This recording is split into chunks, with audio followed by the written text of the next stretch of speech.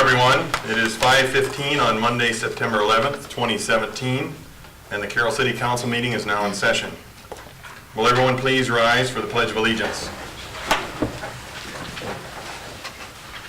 And after the Pledge of Allegiance, we'll have a moment of silence for the 9/11 victims. Pledge allegiance to the flag of the United States of America and to the republic for which it stands, one nation, under God, indivisible, with liberty and justice for all. Now we'll have a moment of silence, please. Thank you.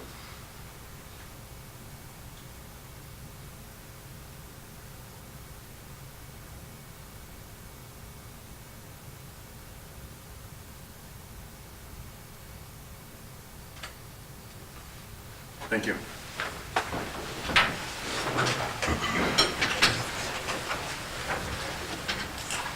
Please note the attendance, everyone except Clay.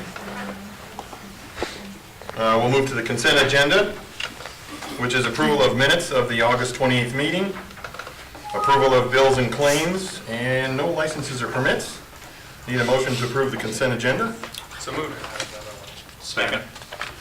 There's a motion and a second. Bates? Yes. Seaman? Yes. Sturts? Yes. Cox? Yes. Fleshner? Yes. Motion is approved. Thank you. Are there any oral requests and communications from the audience for items not on the agenda?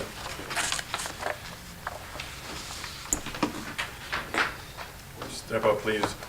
Just tell us who you are, Roman. I know you're Roman.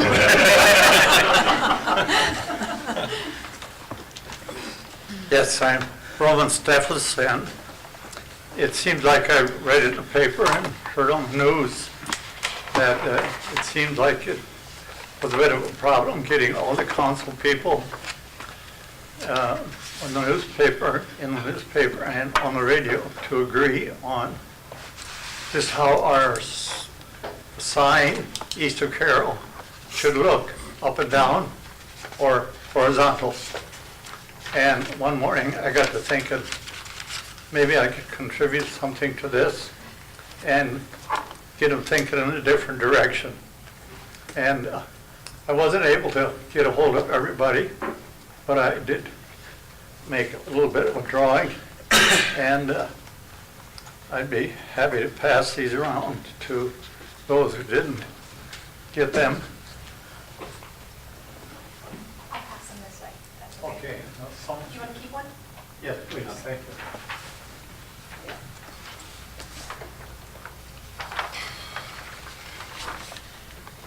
There seemed to be a few comments about one of the structures in the sign would have the idea that Carroll should go upward. Well, the horizontal sign would not be doing very much for to go upward, and that's why I thought maybe semi going upward might break the ice and go partway upward in doing so. And I thought this might give the council and interested people something to chew on. I know you're in the processes of talking to architects and even maybe bidding processes, but usually those things are not done till the done is done. Mm-hmm. So I don't know what you folks would think, but I showed this to a number of people, and they thought something like this might be pretty nice. I know back some years ago when the city of Carroll spent a really big chunk of money putting the sign out west of Carroll, there was an awful lot of dissatisfaction. And I think if you'd have taken a poll, there would have been 95% of the people who were not real happy about the amount that was spent on it. And to think forward, someday it'll have to be removed. Whenever the idea would get changed, that it would go to something else. And when it does have to get removed, it's going to cost a lot of bucks. Again, it'll be our tax money. So with that, I'd like to just leave it at that. Go on with your council meeting. Thanks, Roman. talked with Mike last Wednesday, and we still hadn't gotten anything back from companies yet, so we're still waiting to hear from them as far as what it is that, you know, the ideas that we'd had, but maybe this is one that we could give to them and see if they could, you know, see how much something like this was gonna cost.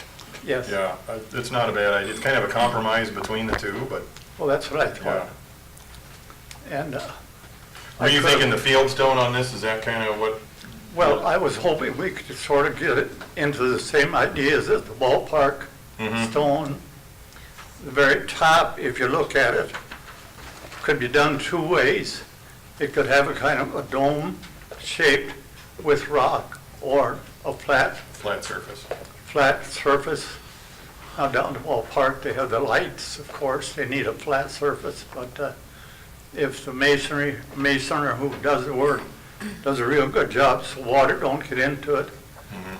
I know quite a few years past, I helped lay the stone on the cemetery monuments, and we had some problems getting water in there, and I think that's probably some of it, the water's getting into the rocks. Deteriorating a little bit. Yeah, and there'll be some problems in years to come. Okay. Thanks, Roman. Appreciate your time. Yes, Thank you. thank you. Thanks for your time.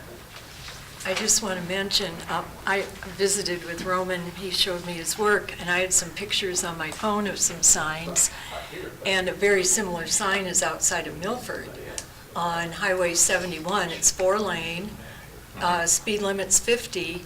It's, Milford has the same number of letters as the Carroll. Their letters are red, they have a type of field stone, and then they have white neon around the red. It just pops at night. And theirs is more solid with the base. This is simpler, really stresses the field stone, keeps it simple. So I'm glad Roman took an interest. I want to thank you. Did you say you took a picture of that sign? Yeah, I up have there them that on you- my phone, yeah, Okay. yeah. I'd kind of like to see it if you I'll- have a chance. You can. Oh, email sure, it. yeah, I will. So I'll get you. the Okay, address to send it okay. to. So, thank you. Thank you. Any other items? If not, I'm going to have Jack go first here. He's got a meeting to go to in about 20, 30 minutes. We're going to jump down to reports, sorry, and then go to the Carroll City Cemetery building remodel. And Jack, please. Thank you, Mayor.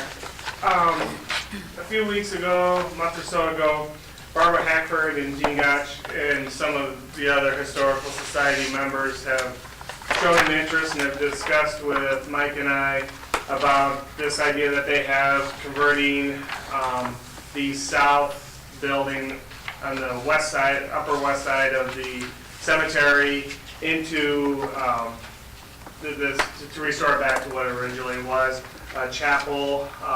And I'll let them go ahead, but I gave you all the information that they've given me, so you had some information before they came up. One was their letter to Mike and I, kind of the goal and a time frame and some of the things they'd like to see done in the building and the surrounding buildings. And you notice down on that first page, down at the bottom, Carroll Cemetery Museum, open dawn to dusk. And that would really be the only question I would have, who's gonna lock it at dusk? We don't have staff. So that would be one of the few concerns we would have as a staff. And that's something obviously that can be discussed and figured out if council chooses to move forward with this idea. So, I guess Jack, before you get started, I'm sorry. Can you tell me on there, it says remove propane tanks and fence. Are those propane tanks necessary for something that are out there? yes, we use them in the winter to Okay. thaw out the stone, or thaw out the ground. Okay. So yeah, we do need them, probably just, we can find another location. That just stood out to for me, them. before we started, I wanted to know that. Yeah. Thank you. And I believe that they're shown in one of the pictures towards the back. Okay. So you can see those, but yes, they're needed, but can be removed. Just to clarify, Jack, they're freestanding tanks that sit Yeah. inside a fenced-in area. Yes. Yep.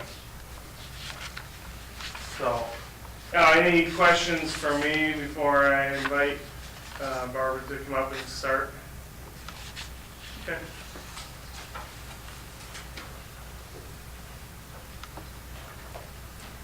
Thank you for, can you hear me okay? Thank you for having us address the council, and I can answer one question right away. John Snyder said that he could unlock it and lock it every day. Yeah, he would be willing to do that. So, okay, as Jack said, my name is Barbara Hackford. I'm chair of the Historic Preservation Commission. And there's always a confusion because of the Historical Society, but this is the Preservation Project. Okay, with me tonight is my vice chair, Vicki Gatch. Okay?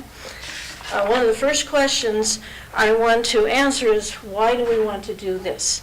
That building, and you've seen pictures of it, is a wonderful little treasure that we can bring back to life. The historic significance is the WPA. It was a section of the WPA that provided the funds to build that. And it also ties in with the other WPA projects around Carroll, with Graham Park and maybe the new signs that Roman Steffes just kind of outlined for you if you decide to go that way, and out Swan Lake. So it's a real theme throughout Carroll. So that's why we think it's important. We want to repurpose the building. And yes, we have chapel in the title. That's because we don't really want it to become a shelter house where people would come and have picnics. So it's the Cemetery Chapel project.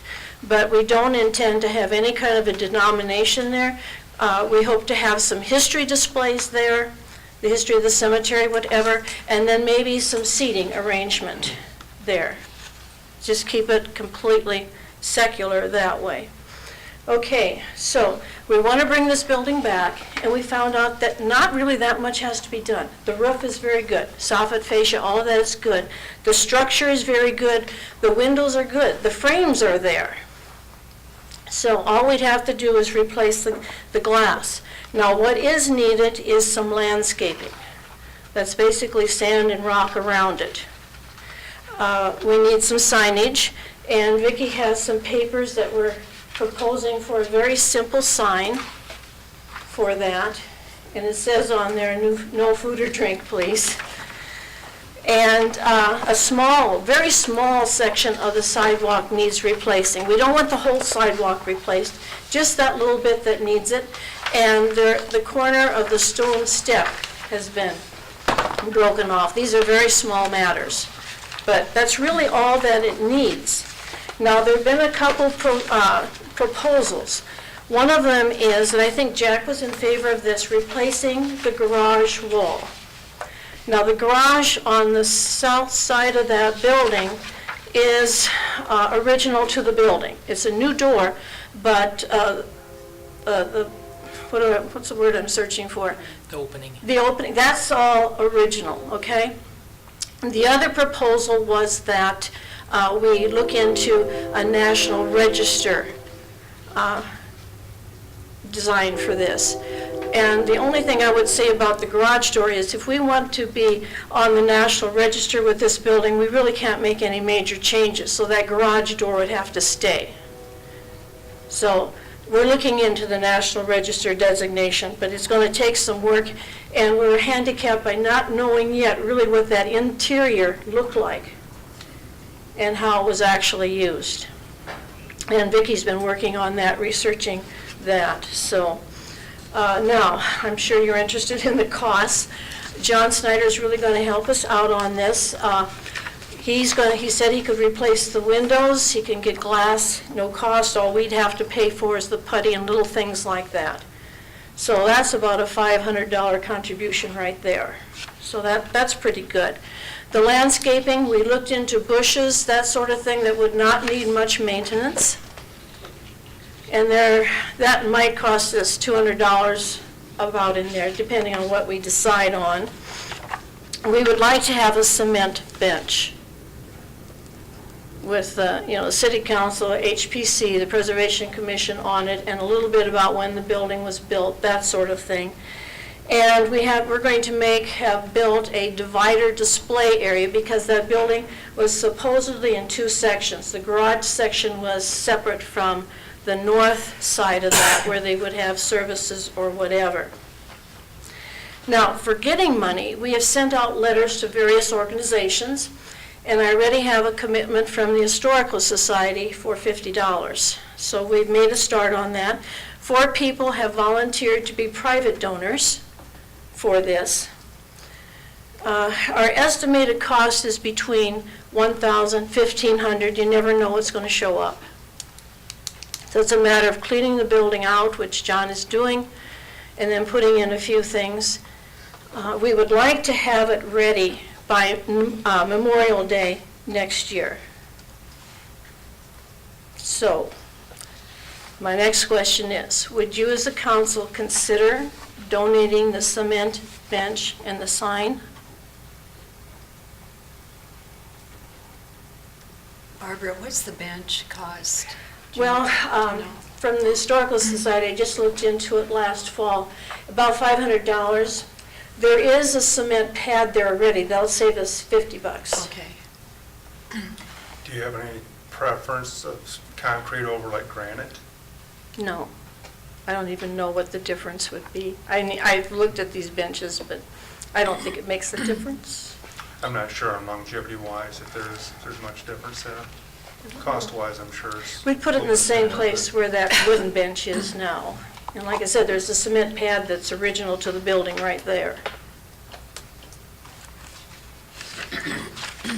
Do we know for sure that that garage door existed when this building was? Yeah. It did? Yes, Okay. John said that siding on it is original. It's a new door that he lifts up.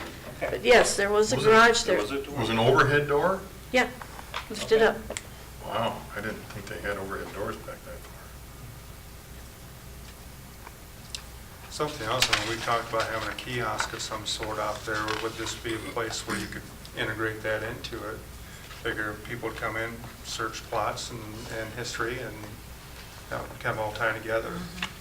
I thought the same thing, but we're already tooled for that and set up to do it at the new I think it's facility. the new one, that they had put that indentation in there for that one. Yeah. But, yeah. Look cool up Would here. it be more appropriate or kind of enhance one off the other, put it in there? But this will be closed, the one that I think they were putting out by the maintenance building, that was gonna be 24/7 access, if I remember right. Yeah, if it was inside the other building, Mike's talking about, that might make it a little. It doesn't, that doesn't preclude us from putting something in here too if it works out for not much cost. Just because it's in one spot doesn't Right. mean it would be appropriate down the road to see if if that would fit into this too. We're thinking more history here, what it used to look like, where Babyland was, and where the statues were, that sort of thing. If they wanted to see what plots were available, we couldn't answer those questions. Well, I was thinking more of a location, somebody to look up. Oh, relative in the like a past. directory? Yeah. Yeah, Templeton has a wonderful directory. You know, and as for the timepiece, open to close, you know, a simple time lock would do that. That's what I was thinking too. Really? And the cemetery's closed at night anyway, so no one can access it after a certain, 10:30 anyway, so. There's electricity in the building in there. Yeah, there's lights. I'd be more concerned about getting the network to it, to get that out of there, but it's something we can look into. Yeah. How would you get the network? I mean, it's just things you can think of. There's a lot of trees, a lot of things. It's a nice idea, though. Yeah, it is. I like the idea. Would that impede upon what you want to do, Barbara, or does that stay with your mission? I would have to actually see it, but probably, yes, it'd be fine. Okay. Yep, right now, our goal is this one building. We're not talking the old office or that north building. We're just talking this one. And I don't know about the roll-up door, but looking at the article, it was included from June 11th of 1935. It does read that the shelter house will contain 2 rooms, one of them serving as a garage and tool room, and the other equipped with a fireplace for... And we want to keep that division there with our display case, and we'll probably put some of those old tombstones, those bits and pieces, on that other side for storage. Great. Any other questions? Because I have something else I'd like to talk to you about. Vicki, the books. Last winter, we came and told you about our project. They are printed, they are out. It's our Carroll, Iowa through the years, 1867 to 2017. It's the sesquicentennial of the platting of Carroll. We have printed 500. We're selling them at $15 a piece. That's at cost. We've got 23% of them already sold, and we just started 1st of September. So, yes, please open that book up so you can see both the covers back and front together, and you get a complete panoramic. It is fabulous. It really, yeah.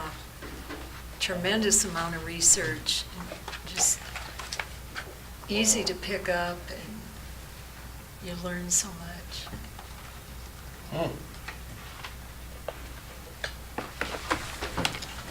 We have them at Options Inc., the Apothecary, City Hall, and the Chamber, if you didn't bring your wallets along tonight.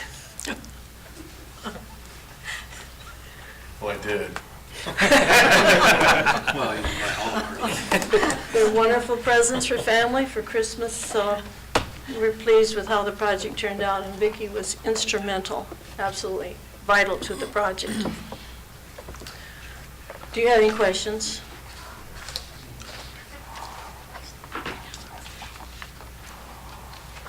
You're looking, I guess, with cement bench. And the signage which can be done, we want it very simple. Okay.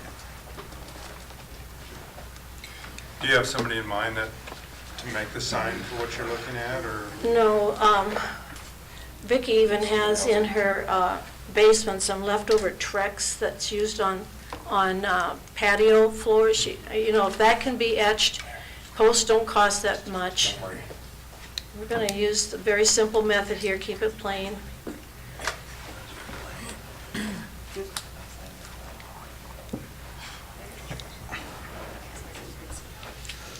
The bench would have a plaque on it with a little bit of history, and put the City of Carroll and the Historic Preservation Commission on that bench.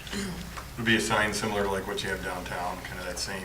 Well, on the motif. benches, they put either black or the little gold Little- engraved okay, ones. Yeah, okay. that company in Denison does that. Those, okay. Yeah, it'd be just like what's out in the park or whatever. Oh, Nice. gotcha, okay. Yeah. I think it's a small investment for a tremendously important structure. Correct. Part of our history.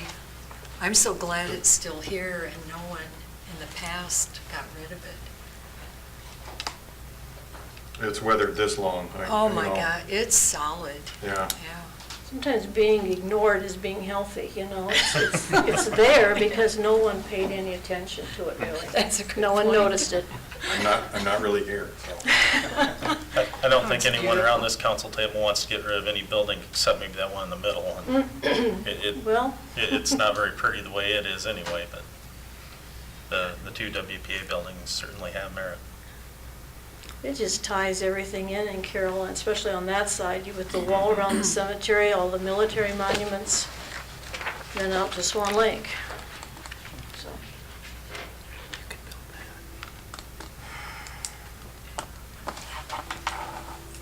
I was talking to Barbara about getting on the historic registry.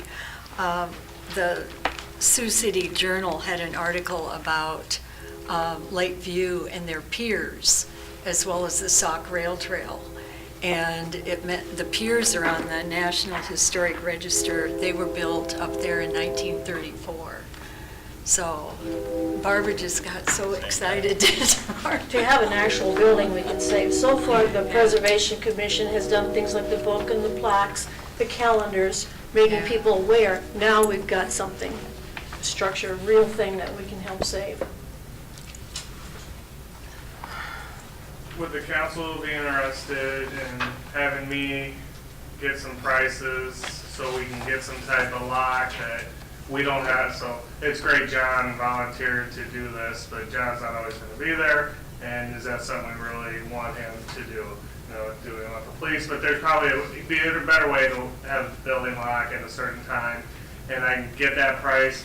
There's a local company who does our T signs.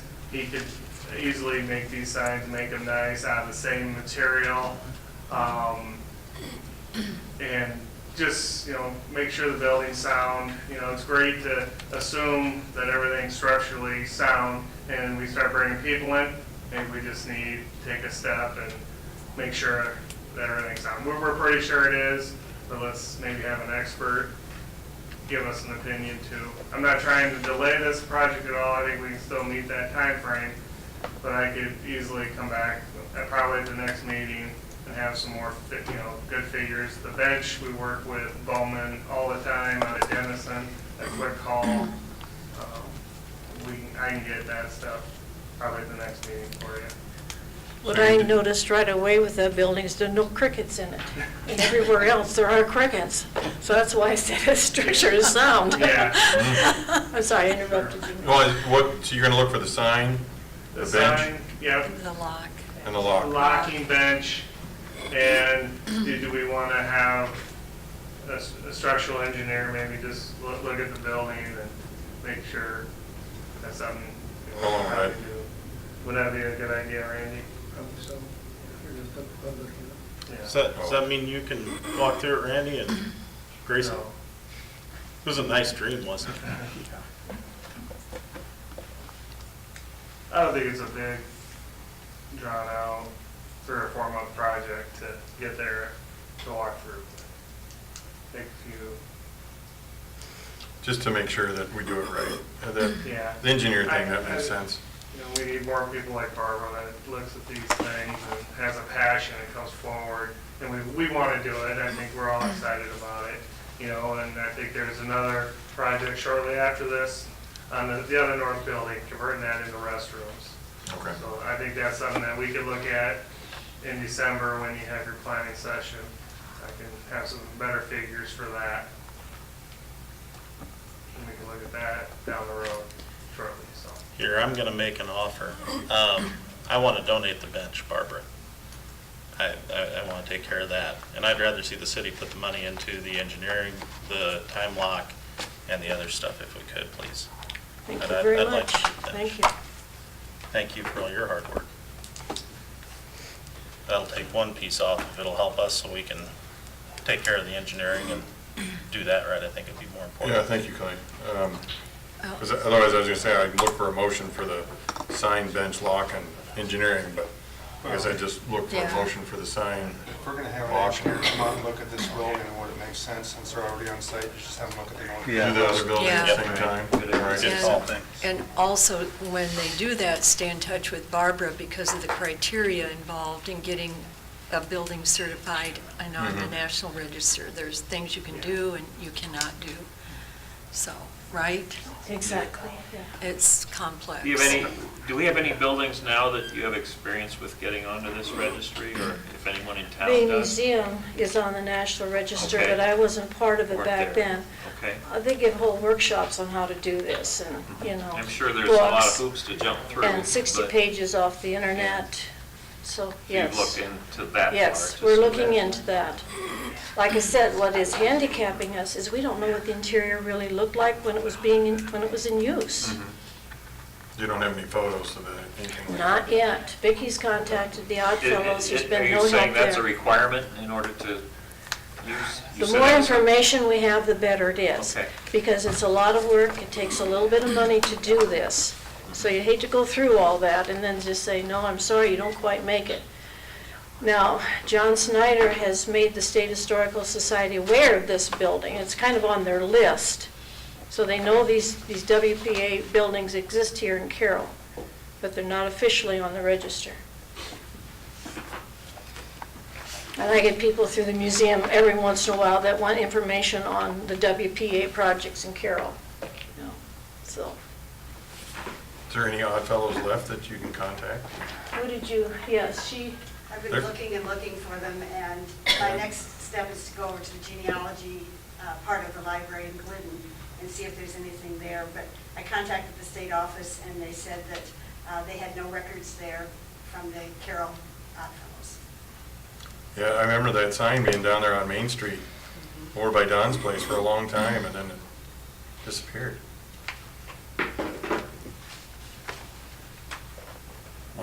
I'm not that old.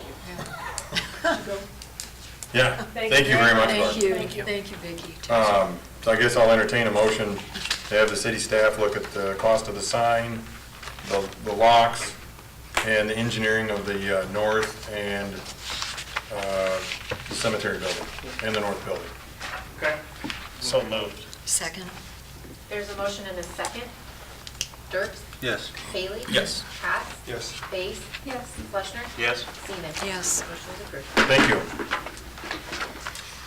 And let's see, I think, Jack, you've got the report of the bid opening for the 72-inch front mower. Yes. On September 5th, there are 2 bids received at the time of the bid opening. The pre-bid estimate for the 2017-18 was $18,000, and I'll explain something here in just a moment with that. But our 2 bids, Reader's Red Power for the 72-inch mower plus the blower and cab, $36,879. Trade-in difference of the Kubota mower, their final cost $26,370. Van Wall, which is John Deere, $31,948. Trade-in $7,000 for a net of $24,948. And we're trading in like I mentioned, 2010 Kubota 3080 mower with 2,250 hours. That's generally when we like to start trading off the equipment. We budgeted $18,000 because when we looked at this budget a year and a half ago, we were just getting a mower. But since we've done that, we're going to add close to 3/4 of a mile of trails, and we're going to probably be adding more in the near future. We have one cab or blower already that does City Hall, does the rec center, does that sidewalk down by the Rolling Hills Park, and they do historical society, so that blower is already out doing a lot of different properties. This would be an additional blower, so if that one's being used, we can get out and do the trails and get that portion done. So I think as we're doing more trails, we're gonna need this other blower and cap. So yes, so we are over budget, but we will fit it into our current budget. Historically, we've always turned back plenty of money, and I just think it's important to get the cab and blower. Like I said, any questions or concerns with that, if any? If you don't do it this year, you're gonna have to do it next year. Yeah. It's gonna cost more next year. Yeah. But you're gonna need it for this winter, Yes. because those will all be done. Yes. So we're gonna have two parks employees hitting the trails and the sidewalks and the public buildings we have.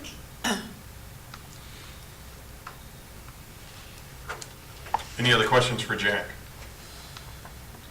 If not, I need a motion to approve the bid from Van Wall Equipment from Urbandale, Iowa for the final cost of $24,948. So And no moved. cents, and no cents, but. I'll make that motion.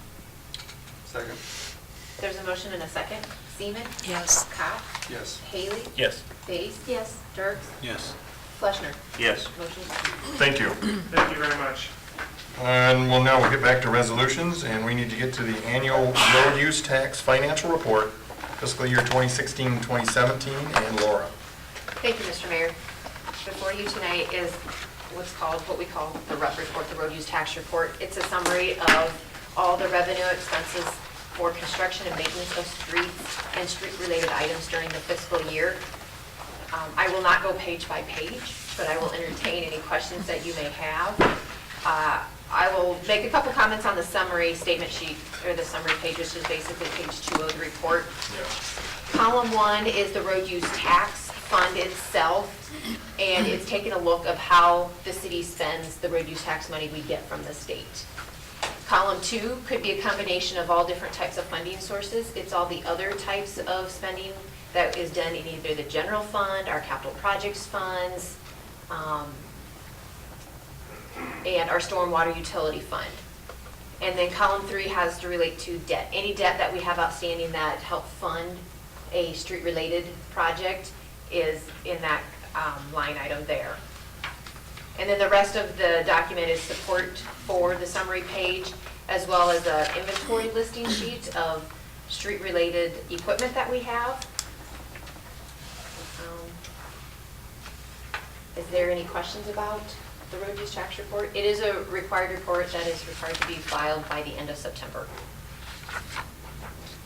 Sort of 11 million, am I reading that right, or 3? What are you talking? I'm sorry. In column 4, total funds available. We got 11. We had, yes, and then we spent a Same number of amount.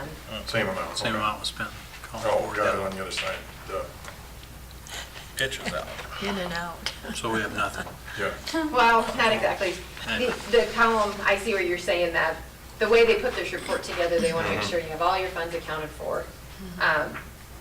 And so you have total expenses plus your ending balance gets your total funds accounted for, which equals the total amount of revenue you had available, which the total amount of revenue is your beginning balance and all the revenue you brought in for the year. I love the inventory report on the equipment. I just always have fun looking at that. Randy, how's that 1987 motor grader holding in there? That's probably a prime mover for us, right? It's in good condition. All right. Backup unit? No? No, only one. All right.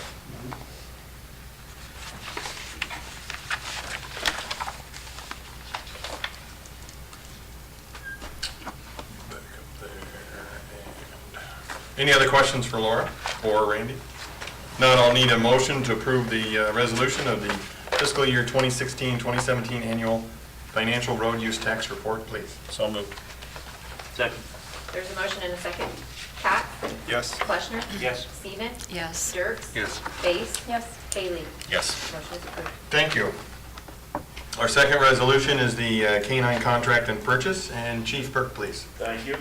Last spring, 4 students from Miss Base's 10th grade class at Carroll High came to us with a plan to do some fundraising to start a canine program for the police department. Since that time, they have been able to raise almost $22,000 in order to get the process going for us. Their goal was to get enough money to pay for the dog, the training, and also equip a vehicle for the animal. We're kind of at the point now where it's time to make a decision if we purchase the dog, we purchase the dog from, and get the training started. We spoke with many different agencies across the state who have dogs from different organizations and also from this canine tackle, which I'm going to present the contract to you guys tonight.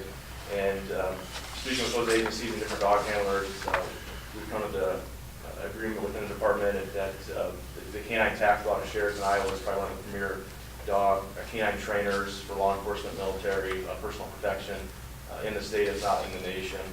And we have been in contact with them quite a bit. We've gone on to visit their site. We think their training is pretty much second to none. We couldn't find anybody better in the state. It's a full-time job for this guy, so it's not something he does on the side. And he's very dedicated to it. He's got a lot of experience through the military with canine training, and just has a great product that we think will be benefits for us in the city and in the police department. So what I bring tonight is a contract that he has drawn up. The city attorney has reviewed it. We had some minor changes. They made those changes and I brought it back to us, and that's what I present to you tonight. The contract is for the purchase of the dog for a cost of $13,600. That includes the training in the dog itself. And then there's a couple of additional options for the animal. One is $450 called the electronic collar device, and the other one is a medical gear for the animal of $464. Total contract amount will be $14,514, and the equipment cost for a vehicle is about $3,700. So both those costs will be covered through the fundraising efforts that we have, along with keeping some additional funds on hand for unknown costs that could come up, vet costs, things like that in the future. So what I'm asking is if you would consider waiving the purchase agreement to purchase the animal, mainly because it's a little difficult to go out and bid on these types of items since they're not identical like a vehicle or something where you can have closer specs. This is it's kind of a different situation. It's a living being. Yeah, it's a little harder to judge one product over the other, what's better for the price. So what I'm asking is if you to consider waiving the purchasing policy, approve the contract, and also the purchase of the dog with the additional 2 options from Canine Tactical out of Sheridan, Iowa for a total cost of $14,514.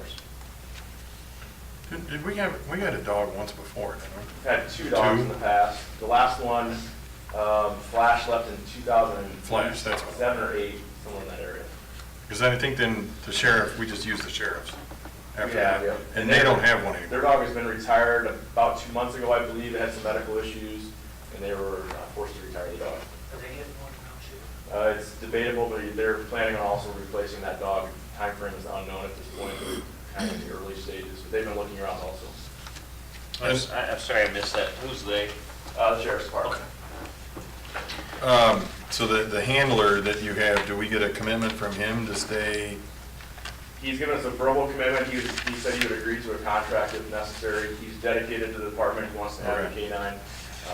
He's a good officer. He's been with us about 4 years, 3 to 4 years, somewhere in that area. He's been in contact with this training company also. And speaking to the trainer in Sheraton, he says that this would be a good handler for the dog too. Okay. Will he have to go to this trainer and spend how much time there? There's a 5-week training program in Sheraton, Iowa, and that's all covered through the contract that he sent to us, that training is. And then is it 16 hours per month For the maintenance? For the first year. Okay. There's continued training for the first year, and then after that, you have to recertify twice a year. So after the first year is up, then the training is cut down to internal training where he does it on his own in-house. Okay, so that 16 hours per month is the first year only then, Chief? For the first year, so he has to do 8 hours per month in Sheraton, and then the other 8 hours are combined from in the office training. He has to continue to certify his dog and do practice runs with him.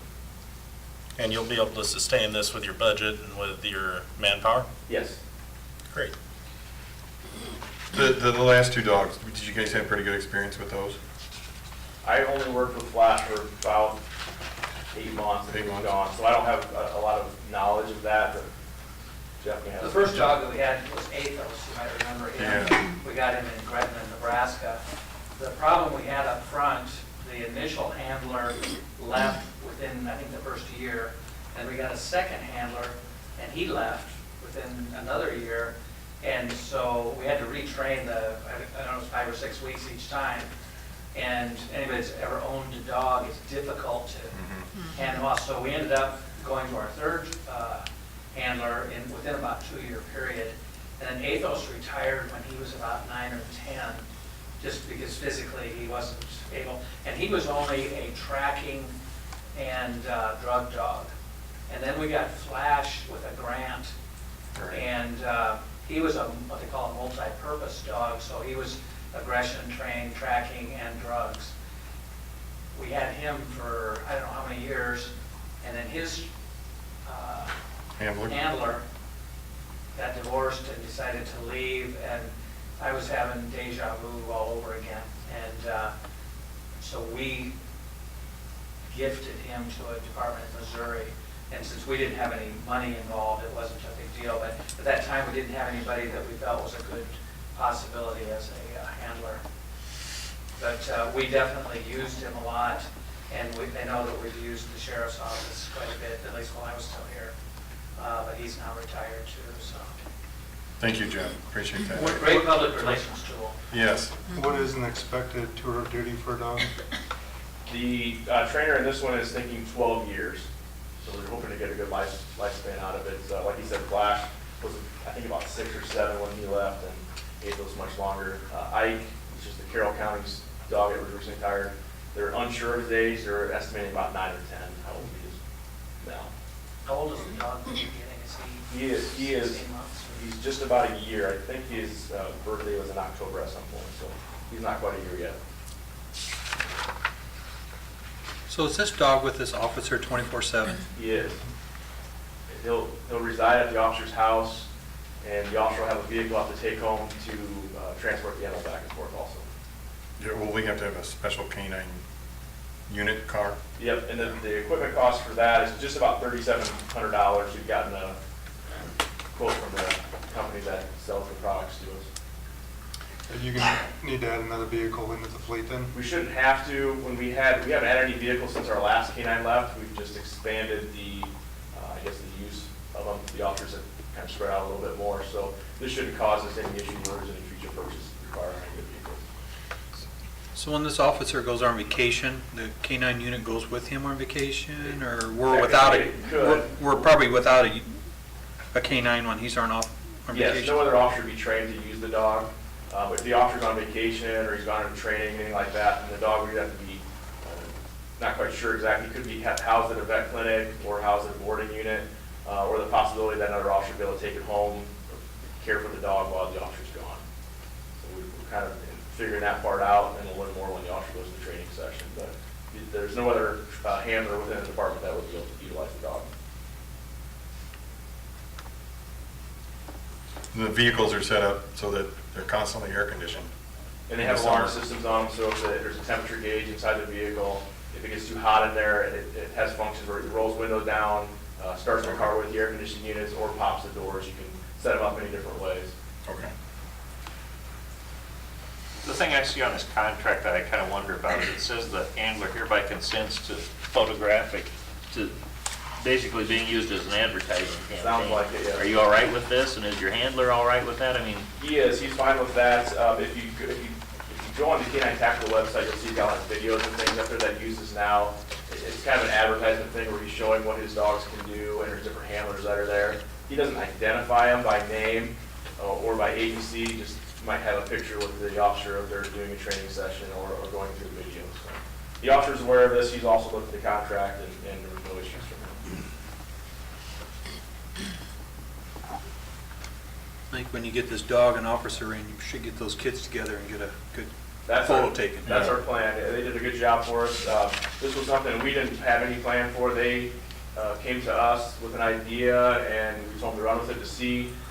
My expectations were really low, to tell you the truth. I didn't think we would be able to raise this much money this quickly, and they did a good job. They were working hard, and the officers helped them out a little bit. And we've had some great support within the community, and our officers gotten excited about it. They have different ideas they've come up with. There's a 5K that's coming up in a week or two that they've planned, and I haven't touched any work on it myself. They've done it all, so the department's excited about it, the school's excited, and I think a lot of people in the community are also. What kind of breed? It's a Malinois. Malinois, okay. Beautiful dog. Any other questions for the chief? If not, I'll need a motion to approve the contract between K9 Tactical and the Carroll Police Department. Therefore, waiving the City of Carroll purchasing policy of number 501 and approval of the purchase of one K9 from K9 Tactical along with the additional items, K9 gear, electric collar device, and K9 medical kick bag for a total amount of $14,514. So moved. Second. There is a motion and a second. Seaman? Yes. Dirks? Yes. Haley? Yes. Cox? Yes. Fleshner? yes. Bates? Yes. Motion is approved. Thank you. And we'll finish then with the last report, which is a request for proposals to lease buildings for the Library City Hall project. And Mike, please. Thank you, Mayor and Council. As staff has been having discussion with OPN Architects, specifically about engaging the next design phase, one of the items that we have discussed has been phasing for the project. And through that discussions, if you step back and recall, originally we were looking at a project where we would receive the Commercial Savings Bank building in summer of 2018. We'd rehab that or renovate it for city administrative functions, and then occupy that sometime around mid-2019. And then we'd begin the work here at the Farner Government Building to rehab this for the library. And as those discussions progressed, I started asking the questions of how does that phasing look, and is it even possible to keep the operations of the library here? They've assured me that yes, you can operate, but it is certainly going to be multiple complex phasing, between 3 to 4 phases from start to finish. And obviously that's a number of moves. It also creates a little bit of uncertainty, and anytime you have an uncertainty in a project, that's more costs and part of where the budget is. So one of the things that we have discussed is the possibility of moving the library component and city administrative functions out of this building while those renovations are undergoing. That would then move both projects up to 2018 with completion in 2019. The idea then would be we'd have some cost savings, some inflationary cost savings that were built into the budget that we could use to pay lease and moving costs while that work is under, or to actually enable those moves. That then would eliminate the uncertainty and the cost. We've talked with a number of building owners. We think that there's probably space for city administrative functions. That's going to be pretty easy to find. A library, that's going to be a little bit more difficult to find. With the RFP, we've listed 8,000 square feet minimum. Frankly, we'd like to have a little bit more than that, but we're trying, it's a one-year commitment. We think we can make that work. So simply, we'd like to send out this RFP, see if there are spaces in the community that can be identified, and then we would, at a later date, present those ideas back to council to make a final decision on how to move forward. The timing is really kind of important in part too, because the contract we ultimately develop with OPN will be very much dependent on if it's a single-phase project or if it's a multi-phase project. Those are different plan sets and different architectural requirements and different costs. So we need to make a decision on this, or find out if there is even an opportunity to find lease space in the community and move forward. So we're asking, and I'm recommending tonight that the mayor and council approve the attached RFP for leasing buildings for the library city hall project. And with that, I'd be happy to answer any questions. Thank you.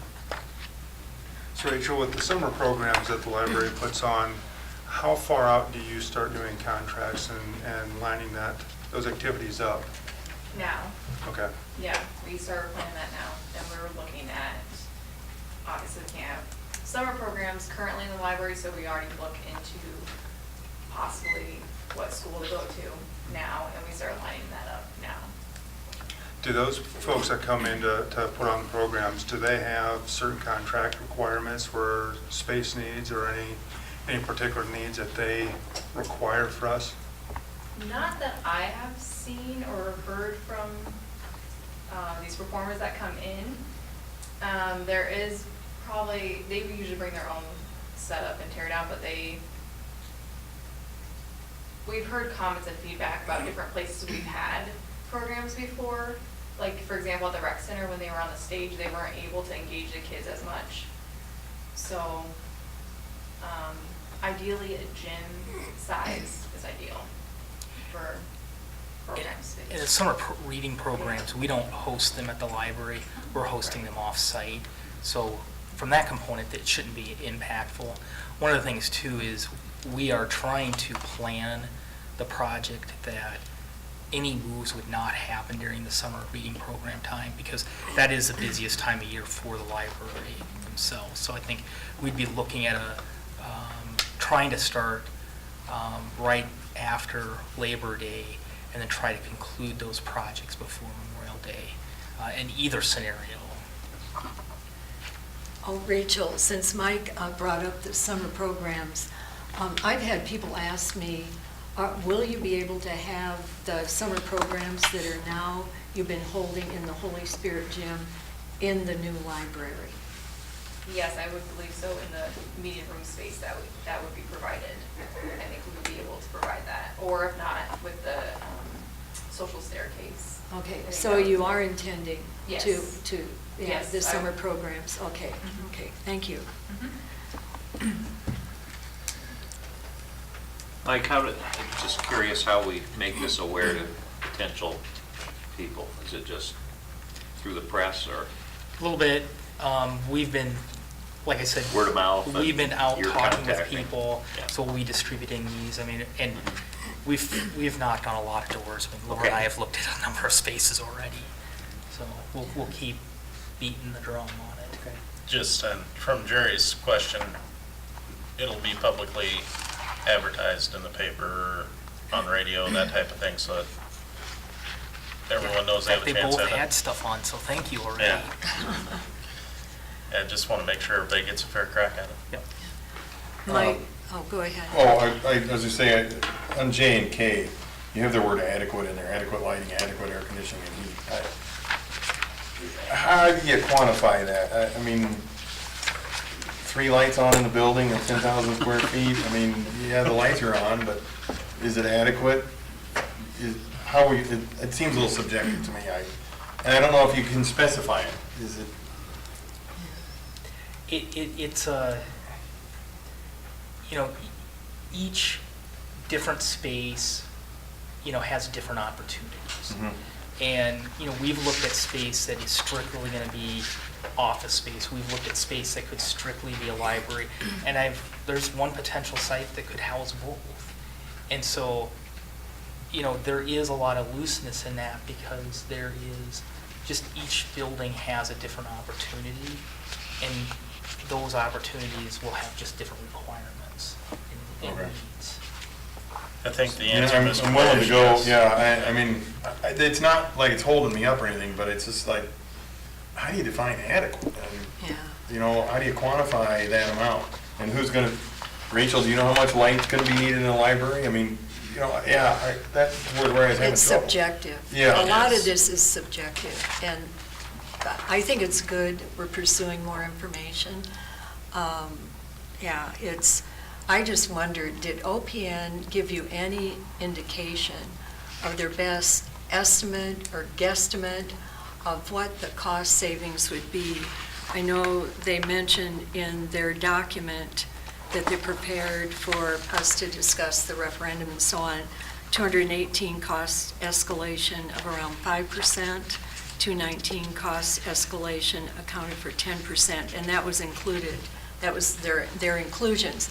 Did they give you any kind of rough estimate to this point, Mike, so that when we get the information from these RFPs, we can look at, okay, this is what we're looking at for costs, this is what they're saying we could save by doing this, because this is going to take multiple moves. City Hall's going to have to move twice. And it's going to involve more than rent. It's going to involve getting vehicles to move. Do we rent them? Do we get U-Haul? Do we all help? I'm happy to. But did they give you any indication of what type of savings they're considering, given that inflation? So just as in some cases, yes, in some cases, no. I mean, they're a little bit more subjective. Just the inflationary increase was about $100,000 to $150,000. Okay, so they're saying we could possibly save 100, and that's for the 5%, 218, 100 to 150. So anything we could do that would be less than that is advantageous. would be, okay.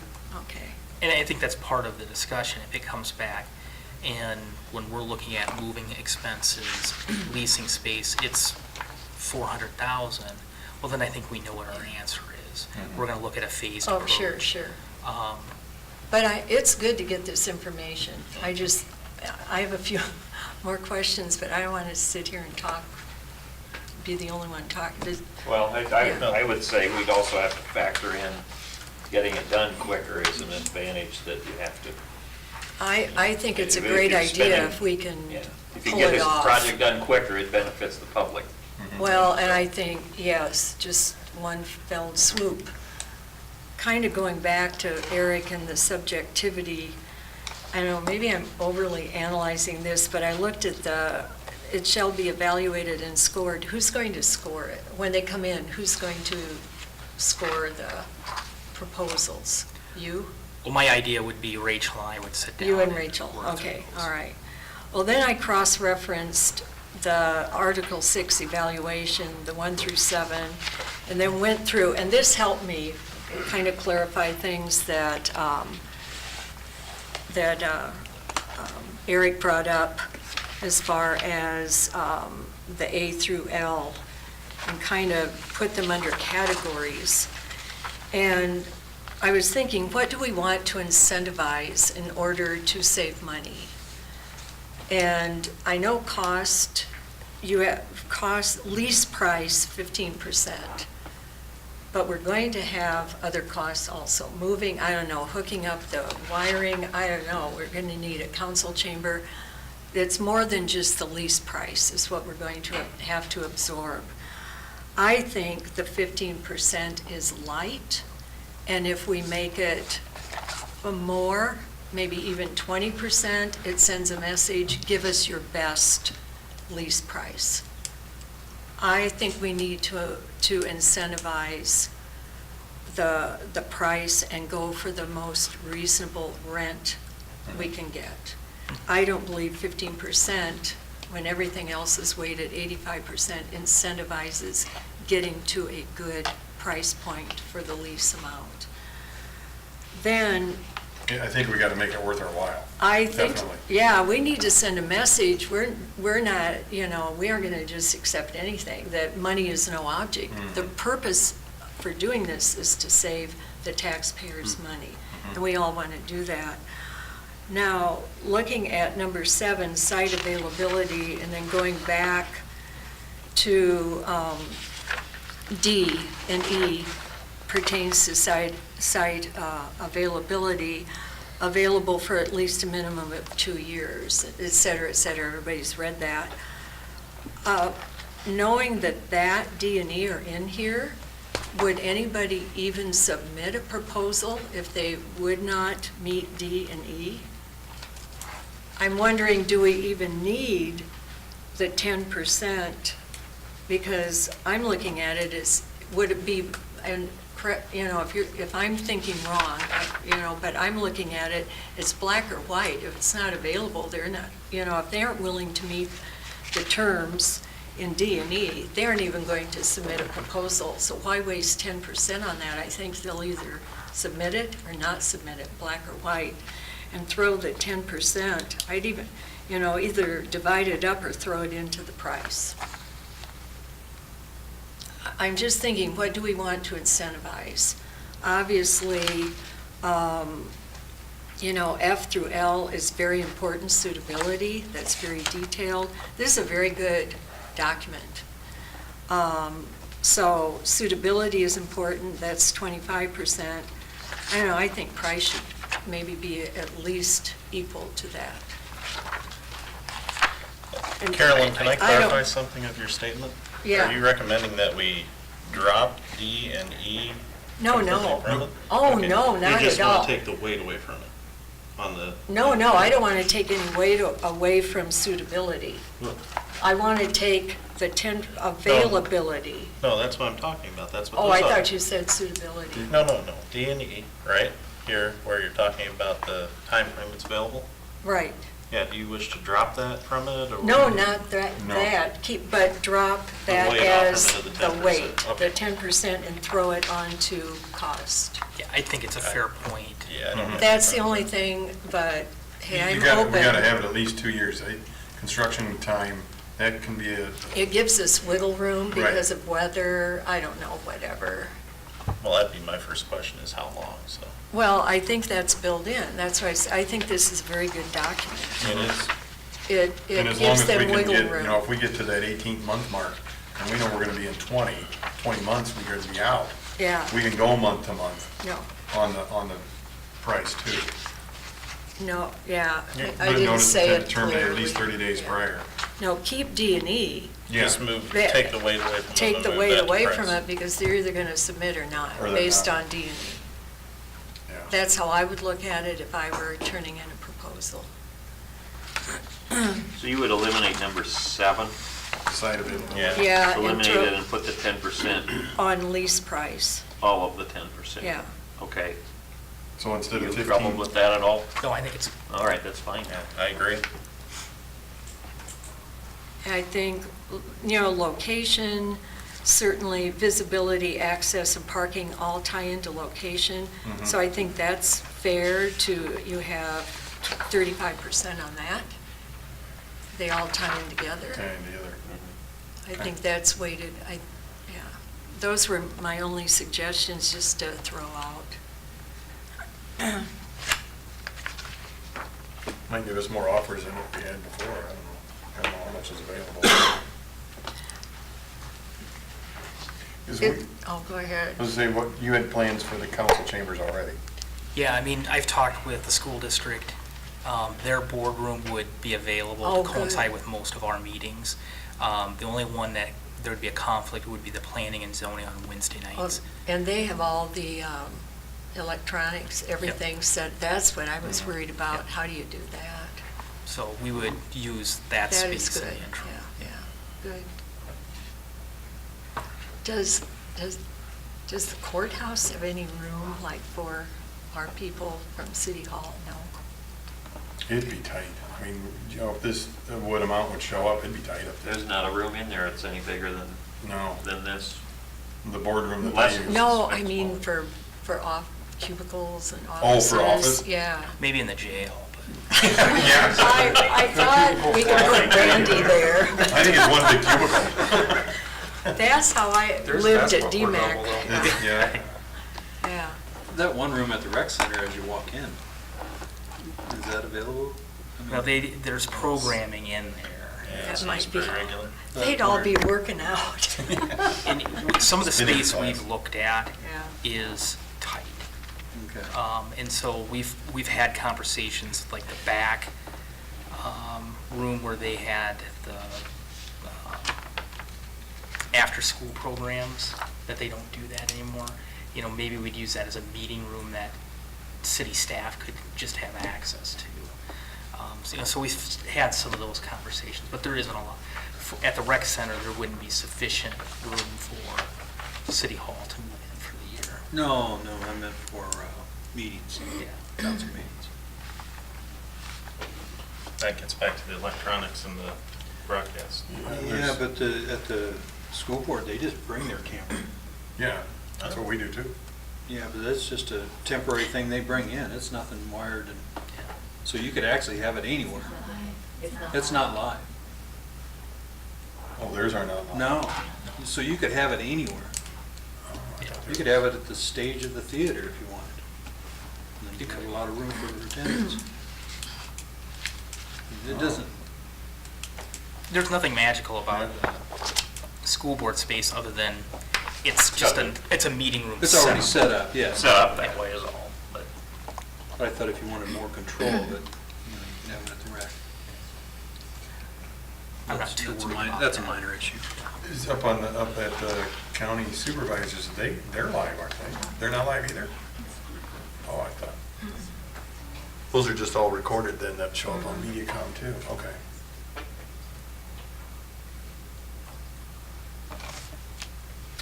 Any other questions for Mike? I'm not real clear what you're at. You're just asking to go ahead and get these costs? Just send out the RFP. Yeah. Okay. Then they'll all have to be reviewed, there won't be any, it's just to Right. get the info. Yeah. And then they'll have to, you know, whatever we look at, if something looks good, then there'll be another separate discussion and motion Right. to approve that. It's simply giving full disclosure to the Mhm. public Mhm. of what we're doing. I make the motion that we approve the attached RFP for leasing building or buildings for the library city hall project with the change to Article 6, dropping number 7, item number 7, and reassigning its 10% value to lease price, thus making the lease price 25%. Second? That's good, thank you. There's a motion and a second. Bates? Yes. Fleshner? Yes. Haley? Yes. Dirks? Yes. Seaman? Yes. Cox? Yes. Motion approved. Thank you. I trust everyone has read the committee reports. I don't have any comments. Any comments from the city council? I just have a quick question. Since we're moving it up, I know I visited with Mike about this. Sometime soon, we probably should touch base with the foundation, have them come to a meeting, give us an update on their endeavors, see where they're at, et cetera. Moving it up is also going to, you know, keep them going. But you know what? That's good though, because it keeps your momentum going. Sometimes if you stall and things are lagging, it's like, this will keep it before the public, hopefully keep the momentum going. So maybe at some meeting soon. We had very good experience with Mr. Bruner, Barry, coming and updating us on Merchants Park. Oh, If they could- he had printouts, yeah. and I mean, I'm all not that. asking them to Mirror. duplicate Yeah. him, but I think it was helpful for us as we went through the Well, process. and It kept very it good before the material. public eye. I know they Yeah, did. free advertising. Help Barry. So if they're willing to do that, it would be great. I'll talk with them and see. We'll get a get them scheduled for a Oh, future good, meeting. yeah, good. Thank you. Then we will move to the work session and street conditions. Is that you, Randy? That's me. All right, thank you.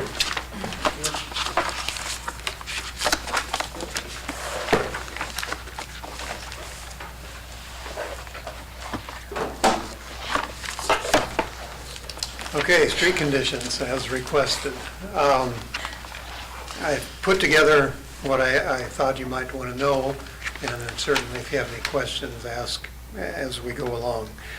Your street system consists of approximately 65 miles, linear miles of streets, both paved and unpaved roads. Paved streets include Portland cement concrete, and we do have some full-depth asphalt streets, but most streets are composite, asphalt over concrete, developed that way through the years of rehabilitation. Every 2 years, the pavement condition index for all of the streets in town is determined through the Iowa Pavement Management Program. That's operated out of CTRI, Center for Transportation and Research in Ames at ISU. They do perform automated distress data collection on all streets. Some of you may have seen the van driving around at different times. They happen to do it in our region on even numbered years. So 16 would have been the last trip they made through town. And they do collect data on cracking and potholing and rutting and ride. So it's all automated by laser and camera, and then reduced various ways. It can be one of the products that results is a pavement condition index. So that's just purely related to the information collected, and a PCI, a pavement condition index, is calculated. The other use for that type of information is through a pavement management system. Those can be utilized to analyze the data, input more data like traffic and functional classification and more information to help make decisions on rehabilitation strategies for the pavements. But the PCI kind of gives you an indication of your condition, which is the subject of tonight's discussion. And I have plotted the pavement condition indexes that we have been prepared for the 2014 year of data collection. The 16 year is not available. Who funds that pavement condition index? Is that a state-funded program? Yes, it is. Okay. Yeah, the funding for it has evolved. Are we assessed something to get that report then, or? No, right. we're not. Not for this report. Not for the data or this report. The funding has kind of evolved on it. Initially, the DOT is kind of in charge of it, and they operate it through the CTRI and Ames. And it started out where only the federal aid systems were collected. So in Carroll, there's 17 miles of federal aid eligible streets. So the DOT paid for that, and the city contracted for several collection cycles to have the balance of the streets, data collected on those. And the last one was 2012, I think. And the local cost for local streets was $11,000, which we paid. So the city of Carroll has a good history of data collection. And one thing the history does is once you get it into a pavement management system, then you can show gradual decline. And this is all automated collection. So the subjectivity is pretty much eliminated from it. You know, in the old days, we used to go out and there were forms and a guy would look at it and say, well, I think it's this or I think it's that. Well, this is all automated, so the subjectivity is kind of eliminated. So we can plot a pretty good declining service curve for any section of street. But this, I guess this is the gist of I think what you're asking. This is the condition summary for 2014 data collection cycle. And it color-coded. I've added to that some PCI numbers. So very poor being 0 to 20, poor 20 to 21 to 40, 41 to 60, and so on. So that's kind of what the streets look like at this time. And it's changed. If you take the 2012 plot, it's a little bit different than this. You can see clearly where one thing is where work has been done within those intervening years. And then, of course, the normal deterioration. And this one thing you can kind of look at on this one is 10th Street from Graham Park over to Quint. You know, we redid that street after this data was collected. So now we would expect it to be in the 2016 collection cycle to be in pretty good condition. This one, it showed it in fair or poor, and actually part of it very poor. Mm-hmm. So it's even pictorially, it's kind of interesting to look at. But the data is really valuable when we get into an advanced pavement management system, which the city does not have at this time. In 2003, we put the council at the time through a little exercise. We actually listed 8 sections of pavement and asked each council person to go out and state or tell us whether that pavement was acceptable to them or not acceptable. And of course, we knew what the PCI, the condition index, was for each segment. And the reason or the goal was to determine what people thought would be acceptable and equate that to a PCI. And it was surprisingly, almost without exception, the council kind of settled on a PCI of 50, and PCI is 1 to 100. A PCI of 50 is being acceptable. And then anything under 30 was actually unacceptable. So we established kind of a loose policy that we're trying to get to an overall system PCI of 50, and anything under 30 is a higher priority for upgrading or for rehabilitation. So it kind of equates the council's thought at the time to this number system. And that's kind of helped guide us in the recommendation for capital improvement program or annual resurfacing projects. To move on into funding, considering a system of about 65 miles, if you think that a new pavement should last 50 years, then you should be reconstructing 1 mile per year. And that's total reconstruction, which the city isn't doing none of right now. Or if you believe an overlay, an asphalt overlay, if you're trying to establish a longevity of it, they vary quite a bit. You know, generally 20 years is thought to be plenty for an asphalt overlay. But we're actually this year down on 3rd Street, we're overlaying a street that was first overlaid in 1980. So we're at 37 years on it.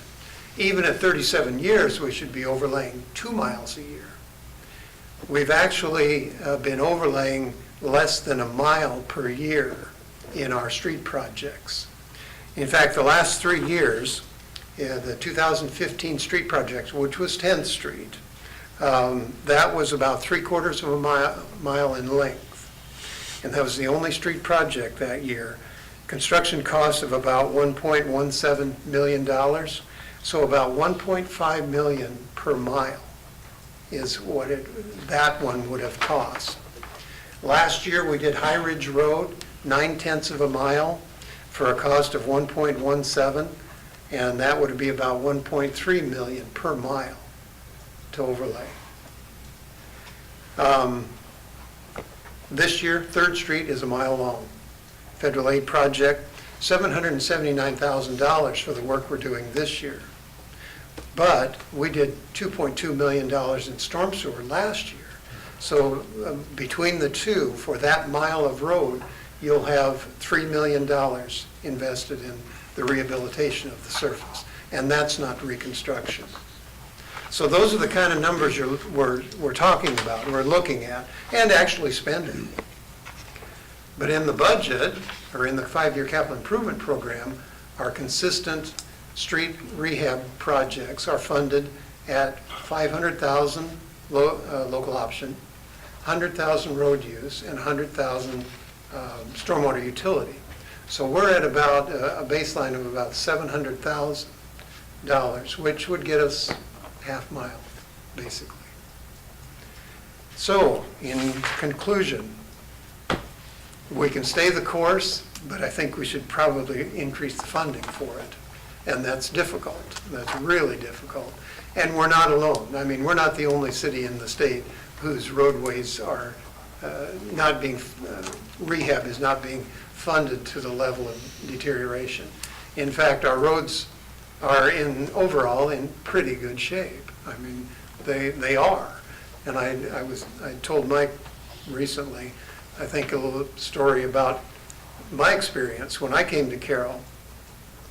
I'd buy a new car, or not new, a used car, once in a while, and there were a couple of streets in town where I'd always test drive a car because they were rough.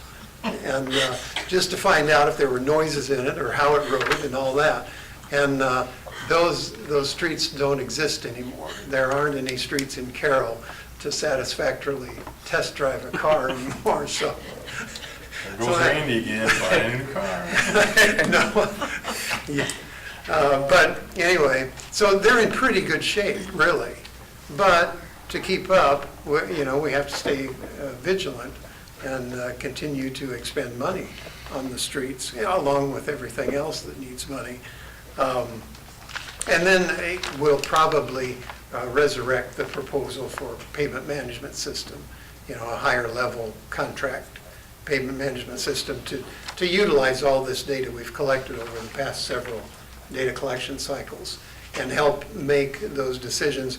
Right now, we take this pavement condition index information and get together with our street department, and we kind of decide what we'd like to recommend to be rehabbed. And those recommendations are the best that we have, and they have been pretty good. But as we get a little bit, more and more information, we can get closer and closer to wiser spending of funds by utilizing pavement management systems. So that will probably come down the road as a recommendation. Do you have any more street projects that you want to tie into with sewer projects, sewer replacement stuff? Like what we're doing on 3rd Street now and Right. High Ridge? I mean, to me, I guess it makes the most sense if you're gonna tear the street up to get to the sewer, then let's rehab that street then too. Mm-hmm. We do have, offhand, I can think of one where we'll have probably a need for major sewer construction. And the street is currently in fair condition. So it's going to be marginal, whether we need to tie them together.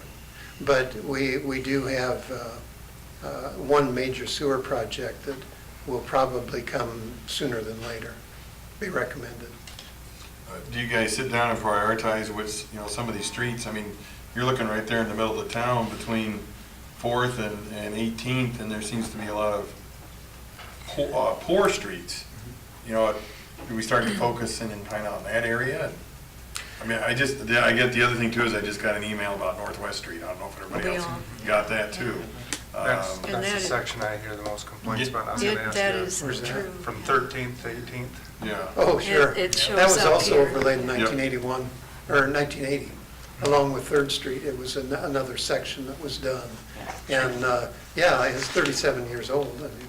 I mean, and that street is one of your arterial streets, so it's got more traffic than some others. You know, there are some streets in here in red that have, 500 vehicles per day. And then you've got Northwest that's got 4 times that. So that all goes into our recommendation. And Northwest isn't in the 5-year capital improvement program right now. There are other streets that are. But every year, we look at everything and try to determine what to recommend to you for rehabbing. Do these streets deteriorate whether there's traffic or not? I mean, is some of this weather, Sure. simply There is. weather related? And so in other words, Main Street and we'll just say Court Street that isn't quite as good, will they age at the same rate, or will Main Street deteriorate because of the higher traffic? Main Street will exceed it because of the traffic on it. But you're exactly right. Asphalt pavement does deteriorate from weather conditions. It's So it's happening, it's going to happen whether it's busy or not. Sure. No, that's right back in there. You've worked on Court Street also, where it shows some poor and very poor spots. You've been in there working too. Yes. Yep. Yeah, those, well, streets like that, for example, one of our considerations is, particularly like on Court Street, we'd finished the streetscape project that took care of the sidewalks and curbs, and then recommended to go in, mill out the center and overlay it. So then you've got a really nice looking, and of course it needed it too. Just like the 4th Street parking lot that's currently being streetscaped back here. The center asphalt is in pretty bad shape, mostly because of weather, because nobody's driven on it. There hasn't really been much parking on it. But it is a weather deterioration. And that's something that would probably be recommended to go in and mill out that center and overlay it again, and we'll have a pretty good parking lot down there. That's usually when I'm in a group of people, that's the thing. They are concerned about their roads. They want safe streets, good streets. That seems to be a big priority. Good. Amongst everybody. And if you can't use the roads to get to where you need to go, it doesn't do us a whole lot of good. So you have a number in mind that you would like to have us put into our budget or talk about putting in our budget? No, we've worked through a lot of years just to get the $700,000 continuous funding. And of course, we supplement that. These 3 projects I mentioned, we've spent way more than 700 in the last 3 years on each project. Some of it was supplemented with federal aid, in as much as we can. There was some of it supplemented with bonds. We haven't consistently gone into bonding for street repair. If you feel you're getting way behind, that's one way to do it. But then that still has to be paid back. Yeah. So it's a matter of, at a minimum, staying the course. And actually, in the road use tax fund, we receive that allocation annually. And the way it's expended in Carroll is that it pays for the entire operations of our street department. And then what's left over is expended on this capital maintenance. So in these 3 projects, every year there's been quite a bit of road use tax funding expended on it. And it will continue to do that as long as that funding stays ahead of the operations. The flip side, and I know there are cities that do it, they fund their entire operation out of the general fund and then use the road use tax fund for all their capital maintenance, for their overlay work. Now that would be That's just their philosophy or their history. Now, we don't happen to have room in the general fund to levy for the street operation. So it's funded from road use tax here. But as far as a number, more, no number. If we want to keep up with any of these scenarios, it would be way more than we can afford, I'm sure. But any more helps. The 10-cent road use tax increase, or gas tax increase, that generated about $200,000 for us, and that's kind of all been trying to get put into this capital maintenance, for as long as it can, until inflationary costs catch us on the operation. And they're real. I mean, a snowplow truck now is unbelievably expensive compared to snowplow trucks of the past, so. Do you have some other projects that, just looking ahead, that you could tie some of the federal funding in with? Sure, we'll always have that. Like Northwest Street, for example, is federal aid eligible. But on the other hand, we don't get a lot of federal aid. We get about federal aid is distributed based on needs in the region. And we have been fortunate in the last couple of years actually to have 2 consecutive years of federal aid projects. And they will eventually amount to, under $1 million, just under $1 million in SDP funding for those 2 years. So that's helped a lot, to get projects going. And then, of course, there's always the funding, and not even included in this is the Highway 30 and Grant Road intersection. That's not even on the city system, that's on the state system. But yet, the city will be expending some money for that project. And it's an important project. I mean, it's important, it's on the state system, but it's important to us and to Carroll. I've been looking at Grant Road there, and I go up and down that almost every day. I didn't think it was that bad. No, that's, there are things that you really take a close look at. These are all, the good thing about this is everything is relative. It's, if everything's rated low, then they're all rated low, And so I think that's the advantage in the automated data collection, where the subjectivity is taken out. Whether you agree with it's here or here, at least they're all here or they're all here, yeah.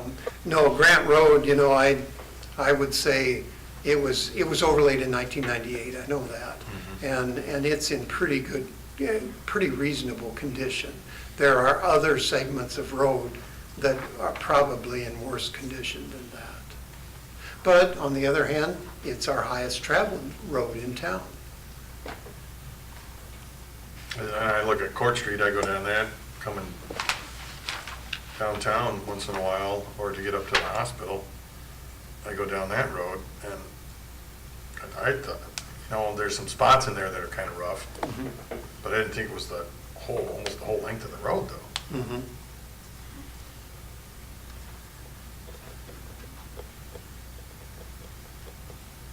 But, within that poor range, it's still above the acceptable PCI of 30, or could be.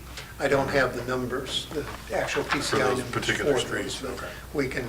we'll eventually have those with the data. But there certainly could easily be in the upper end of the poor range too. So the same report that we can't get for 2016 yet, right? Right, yeah. That would show this would be worse than this one here, if we looked at it, correct? Probably would, yep. I would think, it depends on, some of the PCIs would be right on the switchover point, within the range, and some wouldn't. They may. Well, except 10th Street. 10th Street and 10th High Street Ridge. should show better. Right, And High Ridge would be better, yeah. Court. so with 3rd. Yeah. Mhm. Interesting to see that compared to this one. Mhm. Yeah, that data, the 16 data has not been published yet. Be interesting having this and just driving around town and compare. Mhm. Because like Deer Creek Lane, that's a fairly new road. Mhm. It's already just good, and like Industrial Park Road out there, they've got excellent, and I just drove down that this morning. It's all right, but Yeah. That was probably taken before we did all that patching on it from the sanitary Yeah. sewer project. So it was probably in excellent condition. Now Deer Creek Lane, really drive it. Now there's a street that, it's in a residential area, not highly traveled, but it's relatively new. But yet, there are some areas where the street has settled, and we're getting some surface ponding on it, and those will exacerbate the settling, and so it was built the same as all other streets, but the soil reaction wasn't the same as others, and that's what we got. And that could be part of the reason where it's indicated as good as opposed to excellent. Because the entry to it, going south there is excellent. Brookdale Drive is excellent, and that's up on a little bit different soil than the Deer Creek Lane is.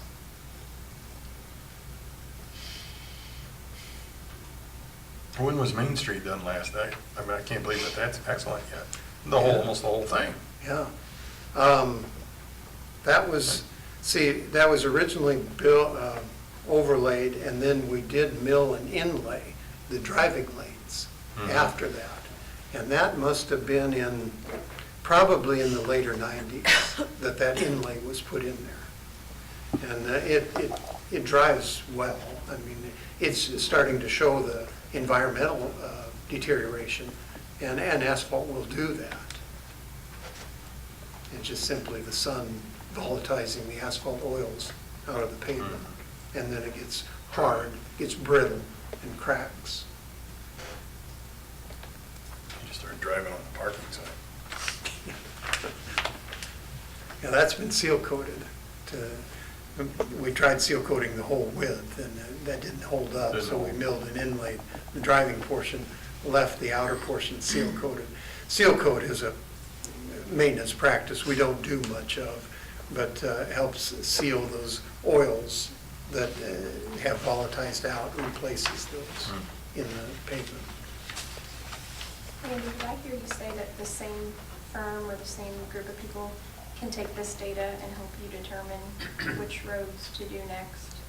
Or help you, maybe there's a fee to that, but did I hear you say that? Well, it's actually, it probably wouldn't be the same people. There are consultants out there that do that. This firm is pretty much just a data collection firm. And then the Iowa Pavement Management Program has endorsed a certain pavement management system. There's several out there. They've kind of endorsed one, which is a good one, and it's highly powerful, but it's probably geared more to higher volume primary road traffic than it is to lower volume city street traffic. But there are others out there that would work, and there are consultants that can operate those.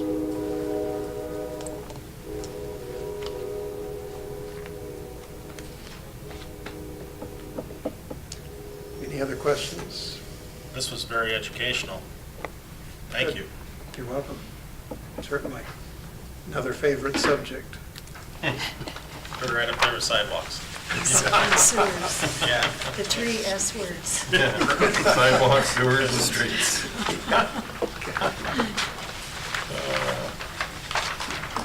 If there are no more questions for Randy, I'll look for a motion to adjourn.